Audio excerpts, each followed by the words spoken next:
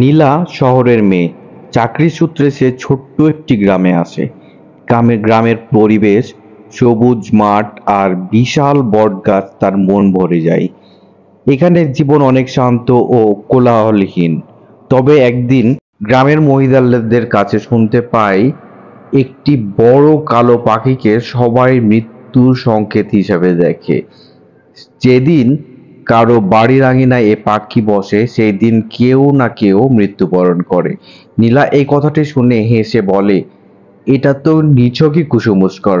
পাখি কি কারো মৃত্যু নির্ধারণ করতে পারে? কয়েকদিন পর এক সকালে নীলা কাজ থেকে ফিরে গিয়ে হঠাৎ দেখে তার বাড়ির সামনে গাছের ডালে বসে আছে সেই কালো পাখিটি। বড় কালো পালকের ছায়া যেন তার দিকে তাকিয়ে আছে। অদ্ভুতভাবে সে নিজেকে ভয়ঙ্কর এক শীতলতায় মাঝে অনুভব করে, কিন্তু সাহস করে পাখিটিকে উপেক্ষা করে বাড়ির ভিতরে যায়। রাতে অদ্ভুত কিছু ঘটনা শুরু হয়। চারপাশে কারো পায়ের শব্দ শোনা যায়, যদিও ঘরে সে ছাড়া আর কেউ নেই। হালকা বাতাস বইতে শুরু করে আর সেই বাতাসে যেন কারো ফিসফিস শব্দ শুনে ভেসে আসে। নীলা কিছুটা ভয় পেয়ে যায়, কিন্তু নিজেকে বোঝায় সে হয়তো এটা তার মনের ভুল। পরদিন রাতে হঠাৎ করে সে একটি শীতল স্পর্শ অনুভব করে তার ঘাড়ে। সাথে সাথে চারপাশে একটি শীতল পরিবেশ তৈরি হয়। সে ঘরের কোণে একটি ছায়া মূর্তি দেখতে পায়, যেটা আস্তে আস্তে তার দিকে এগিয়ে আসছে। নীলা ভয়ে চিৎকার করে ওঠে, কিন্তু শব্দ বাইরে পৌঁছায় না। মনে হয় যেন কণ্ঠ রুদ্ধ হয়ে গেছে।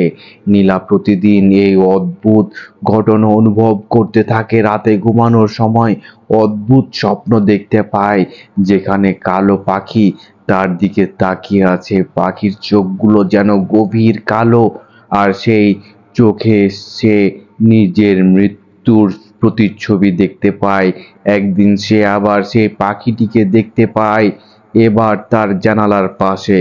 সে আরো বেশি আতঙ্কিত হয়ে পড়ে। পাখিটি যেন তার চারপাশে মৃত্যুর ছায়া ছড়িয়ে দিচ্ছে।